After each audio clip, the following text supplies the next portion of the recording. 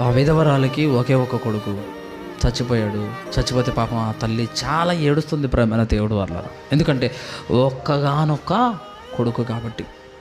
ఒక్కగానొక్క కొడుకు చచ్చిపోతే ఆవిడ ఇంత బాధపడిపోతున్నప్పుడు మరి దేవుడికి ఎంతమంది చెప్పండి భూమి మీద? దేవుడికి కొన్ని కోట్ల మంది జనాభా, భూమి మీద ఉన్న కొన్ని కోట్ల మంది దేవుడి పిల్లలు. ఈ దేవుడి పిల్లలంతా పాప మాయలో మునిగిపోయినప్పుడు, పాపాన్ని చేసుకుంటూ బతుకుతున్నప్పుడు, ఆ పాపాల చేత చచ్చిపోయినప్పుడు ఇప్పుడు దేవుడు ఎంత బాధపడాలి చెప్పండి? దేవుడు ఎంత బాధపడాలి?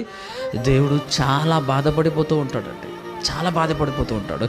ఆవిడేమో చచ్చిపోయిన తర్వాత ఏడుచంది, కానీ మన దేవుడు మనం బతుకున్నప్పుడే పాపాల చేత శవాల్లాగా మారిపోయినప్పుడే ఏడుస్తున్నాడండి. ఒరే మీరు చస్తారా, చస్తే నరకానికి వెళ్ళిపోతారా?